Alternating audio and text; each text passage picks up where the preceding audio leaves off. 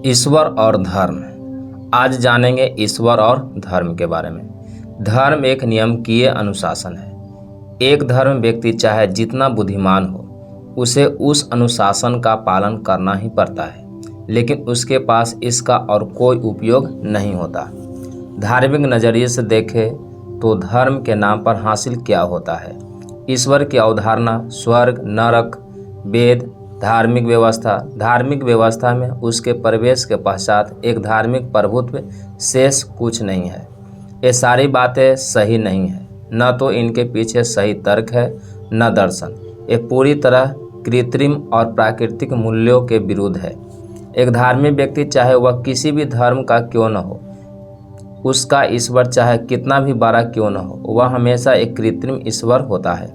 यहाँ प्राकृतिक, कृत्रिम आदि शब्दों का अर्थ समझा जाना चाहिए। भोजन करना, पेट की हलचल, देखना, सुनना, सांस लेना, बात करना, दर्द महसूस करना, भूख महसूस करना, सोना, जगना, यौन सुख, खुशी, दर्द, सूरज, चांद, प्रकाश, अंधेरा, पांचों तत्व प्रकृति के अंग हैं। ये सभी मनुष्य के लिए आम है और इनको कोई नकार नहीं सकता। ईश्वर, धर्म, स्वर्ग, नरक, उपहार, दंड, संपत्ति, गौरव, शोषण, समर्पण, प्रार्थना, वेद आदि ये सभी प्राकृतिक नहीं है, बल्कि पूरी तरह कृत्रिम है। प्राकृतिक और कृत्रिम चरित्र को समझने की क्षमता का संबंध सीधी धारणा और बुद्धि से है, बजाय कि आस्था के, जो इसके एकदम विपरीत है। धार्मिक आस्था वाले किसी व्यक्ति की बात करें तो उसका धर्म चाहे जो भी हो, लेकिन वह केवल आस्थावान ही होगा, तार्किक नहीं। उदाहरण के लिए, अगर कोई व्यक्ति ईसा मसीह या बाइबिल का जिक्र करता है तो यह केवल वही व्यक्ति करेगा जिसने ईसा को स्वीकार किया हो और जो बाइबिल में आस्था रखता हो।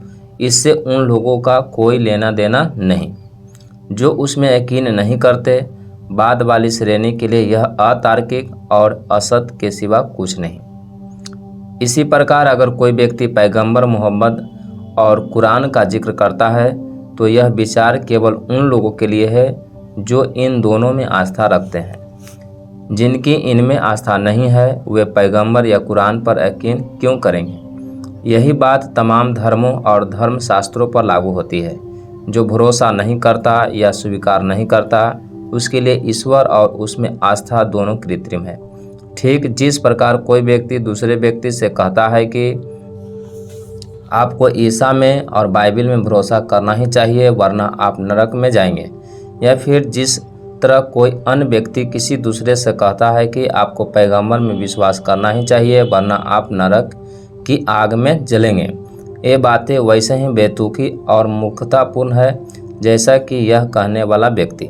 आपको ईश्वर में यकीन करना ही चाहिए, आपको स्वर्ग और नरक में भी भरोसा करना चाहिए वरना आप नरक में जाओगे। धार्मिक लोग इस बात को समझेंगे। ईश्वर और धर्म केवल मूर्खों पर शासन कर सकते हैं। वे एक आस्तिक व्यक्ति को उन्मादी और पागल बना देते हैं, लेकिन एक धर्म या देवता तार्किक व्यक्ति पर कोई प्रभाव नहीं छोड़ सकता।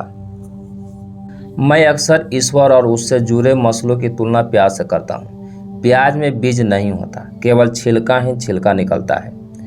यहाँ प्याज से तात्पर्य है निर्जीव, बीज रहित शरीर जिसमें केवल छिलका रूपी त्वचा ही हो। पूरा छिलका उतारते जाइए और आखिर में आपको कुछ नहीं मिलता, क्योंकि उसमें बीज तो होता ही नहीं। ईश्वर और धर्म भी बहुत हद तक ऐसा ही है। इन शब्दों का कोई प्राकृतिक अर्थ है ही नहीं। इनको अर्थ उन लोगों ने प्रदान किया जिन्होंने वास्तव में ये शब्द गढ़े हैं।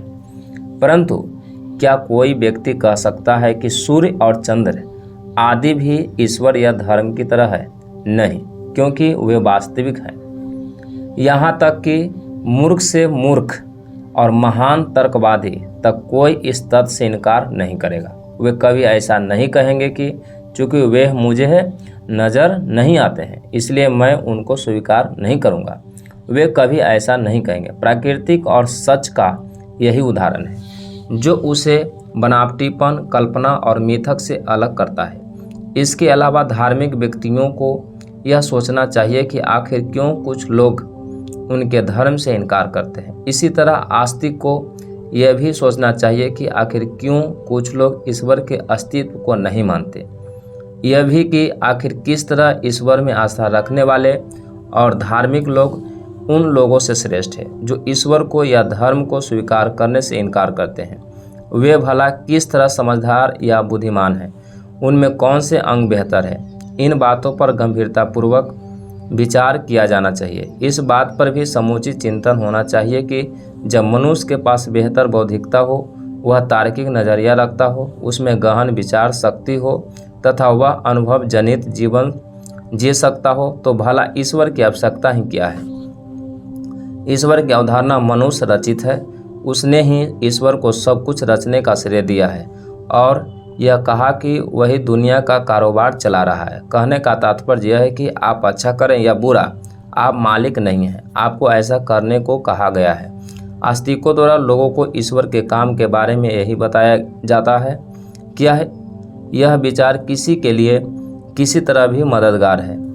बहुत सहज ढंग से इसका प्रयोग दूसरों को मशविरा देने में किया जा सकता है, लेकिन क्या इस पर यकीन करते हुए कोई इसे अपने जीवन आचरण का निर्देशक बना सकता है। जब तक लोग मूर्ख या अज्ञानी हैं, तब तक उनमें सोचने की क्षमता नहीं है और वे बिना इसके ही रह लेते हैं।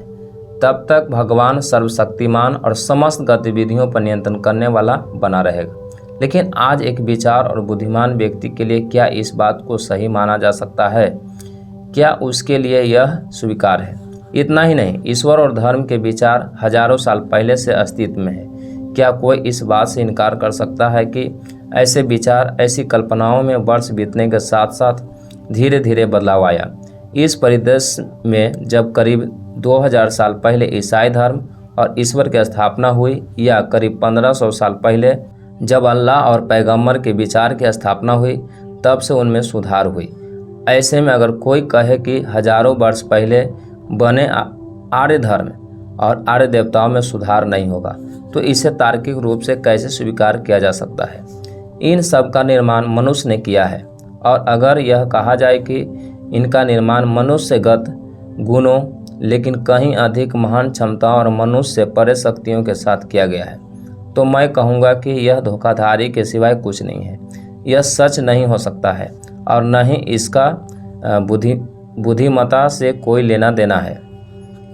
इन सभी का निर्माण मनुष्य ने किया।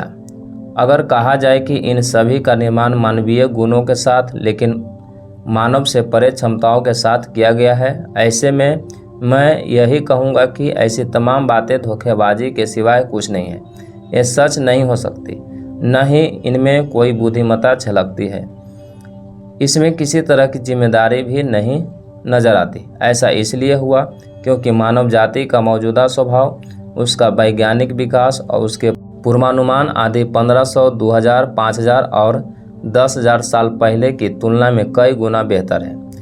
ईश्वर और धर्म अतीत में उनको बनाने वाले लोग समान मानव स्वभाव से ऊपर के लोगों का यही कहना था कि आप गरीबों की मदद करें और आपको इसका लाभ स्वर्ग मिलेगा। परंतु आधुनिक विज्ञान की समान वैज्ञानिक क्षमता कहती है कि आखिर दुनिया में गरीब लोग हों ही क्यों।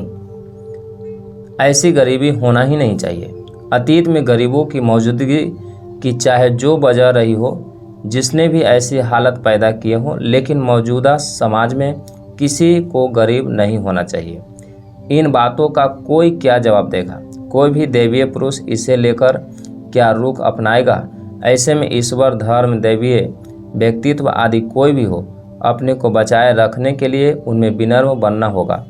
मिसाल के तौर पर अगर लोग गौरव बोध से सामने आने लगे और कहने लगे कि हम भगवान के भक्त हैं, हम उसके संरक्षक हैं, तो यह निश्चित माना जा सकता है कि ऐसे लोग धर्म और ईश्वर और उसकी महानता का खात्मा करने का ही काम करेंगे।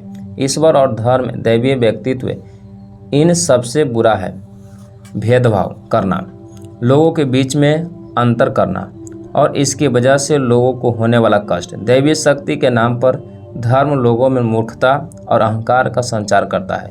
उनको बताया जाता है कि कोई उच्च शक्ति है जो मनुष्य और उसकी शक्तियों से बेहतर है। हालांकि ऐसी धार्मिक भावनाएं 30 की उम्र से अधिक के वयस्क में भी नजर आती है, लेकिन मेरा मानना है कि 24 या 30 से कम उम्र के लोगों में ऐसे मनोभाव नहीं होने चाहिए। केवल ईश्वर रहित भावना के साथ ही मनुष्य सबको समान समझ सकता है। केवल उसी स्थिति में उसमें यह ईमानदारी और साहस आता है कि वह अच्छी चीज़ों को सराह सके। जन सेवा करने की क्षमता हर किसी को समान समझने की क्षमता से पैदा होती है। मेरा विनम्र निष्कर्ष है कि अगर आज यहाँ ऐसी स्थिति नहीं है तो ऐसा इसलिए क्योंकि ईश्वर और धर्म की बात दैवीय गुण वाले मनुष्यों के बातें यहाँ मौजूद है।